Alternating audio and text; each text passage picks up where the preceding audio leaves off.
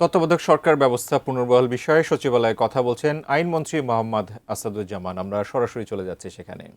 সংশোধনীগুলো বাংলাদেশের মানুষের জীবনে বোঝা হয়ে আছে, গণতন্ত্রের পথে অন্তরায়। বাংলাদেশে গণতন্ত্র উত্তরণের জন্য অন্তর্বর্তীকালীন সরকার অবশ্যম্ভাবী। অন্তর্বর্তী সরকারের বিকল্প কিছু নাই। তখন আমরা সাবমিশন দিয়েছিলাম সেই লাইনেই। আমরা বলেছিলাম 7 ক 7 খ রাষ্ট্রদ্রোহিতা, এটা দিয়ে অ্যাবিউজ করা হবে। এটা ফ্যাসিজমকে চিরস্থায়ী বন্দোবস্তের একটা নীল নকশা। তো সেই জায়গাগুলো মহামান্য হাইকোর্ট বিভাগ বিবেচনায় নিয়ে কিছু বিষয় বলেছিলেন, আল্ট্রা ভাইরাস দি কনস্টিটিউশন, বাতিল করে দিলেন সংশোধনীগুলো। কিছু বিষয় বললেন এটা পার্লামেন্ট সিদ্ধান্ত নেবে।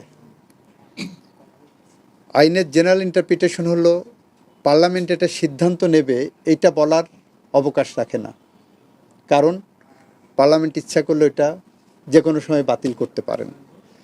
তো নেভারদিলেস তার বিরুদ্ধে যেগুলো বাতিল করেননি সেইগুলোর বিরুদ্ধে অ্যাপেলেট ডিভিশনে গেছে। তো অ্যাপেলেট ডিভিশন ওই একই কথা বলে দিয়েছেন যে এটা পার্লামেন্ট সিদ্ধান্ত নেবেন, আর হাইকোর্ট যেগুলো আপনার অবৈধ ডিক্লেয়ার করছে সেগুলো বহাল রেখেছে। সুতরাং হাইকোর্টের রায় বহাল আছে, আর বাকি যেগুলো আছে সেগুলো আমরা সংবিধান সংশোধনের মাধ্যমে যা যা পদক্ষেপ নেওয়া দরকার আমরা পার্লামেন্টের সামনে প্লেস করব এবং সেই অনুসারে করব। এবং সেখানে আমাদের এই সংশোধনীগুলো আনতে আমাদের মুখ্য বিবেচ্য বিষয় থাকবে জুলাই চার্টার। জুলাই সনদকে সামনে রেখে আমরা এই সংশোধনীগুলোকে কিভাবে মানুষের কল্যাণে, যুগোপযোগী, দেশের জন্য, স্বাধীনতা সার্বভৌমত্বের জন্য, গণতন্ত্রের জন্য, আইনের শাসনের জন্য, মানবাধিকারের জন্য, ন্যায় বিচারের জন্য আনা সম্ভব হয় সেটা আমরা পুঙ্খানুপুঙ্খভাবে বিবেচনা করে এবং পাবলিক কনসালটেশনের মধ্য দিয়েই আমরা সংসদে বিল আনব, এ আশ্বাস দিতে পারে। আর যেগুলো অবৈধ ডিক্লেয়ার হয়েছে এগুলো আমরা সংবিধানে সংশোধনী আনতে হবে। আমাদের দ্বিতীয় প্রশ্ন, মানে বর্তমান গণতান্ত্রিক সরকার ক্ষমতায় আছে, যে জাতীয় সংসদ ইলেকশন হবে সেই ইলেকশন কি তত্ত্বাবধায়ক সরকারের অধীনে হবে, এটা কি আপনি নিশ্চিত করে বলতে পারছেন কিনা? ইনশাআল্লাহ, ইনশাআল্লাহ, ইনশাআল্লাহ। এটা আমাদের রাজনৈতিক অঙ্গীকার। আপনারা জানেন তত্ত্বাবধায়ক সরকার এটা বিএনপির আন্দোলনের ফসল। কিভাবে 91 সালে যে নির্বাচন হলো সেটা বিএনপির বেগম খালেদা জিয়ার নেতৃত্বে যে সংগ্রাম হয়েছিল সেই সংগ্রামের ফসল ছিল অন্তর্বর্তীকালীন সরকার। সেই কনসেপ্ট থেকেই তত্ত্বাবধায়ক সরকার প্রক্রিয়ায় গেছি। 96 সালে বিএনপি পার্লামেন্টে ত্রয়োদশ সংশোধনের বিল এনেছিলেন, এনে নির্দলীয় নিরপেক্ষ তত্ত্বাবধায়ক সরকারের সাংগঠনিক রূপরেখা তৈরি করে দিয়েছিলেন। এবং বিএনপি এটার জন্য বিগত 16-17 বছর ধরে সংগ্রাম করেছেন।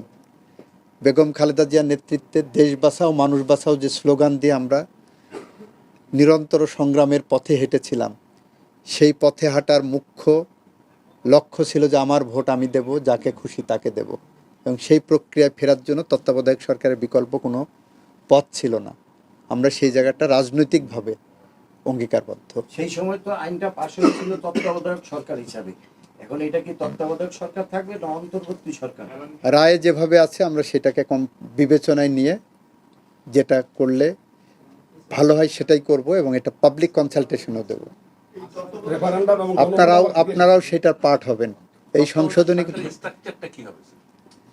আমরা রায়টা বিবেচনা করে আসুক সামনে, রায়টা দেখি, রায়ের আলোকে রায়ের সাথে যাতে সাংঘর্ষিক না হয় সেইটা বিবেচনা করে এই যে পাবলিক কনসালটেশনে দেব।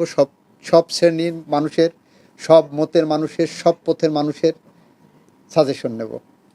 এই ক্ষেত্রে কি আপনার গণভোটের যে রায়টা আছে ওটা আমরা রায়টা পর্যালোচনা করে পদক্ষেপ নেব।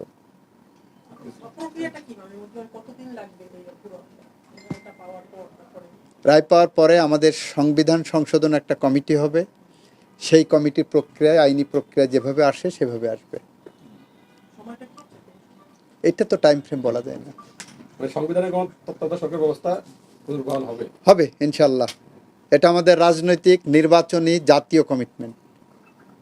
তাহলে আমরা আগামী নির্বাচন তত্ত্বাবধায়ক সরকার বা অন্তর্বর্তী সরকার সরকার সেটা আমরা বলতে পারি।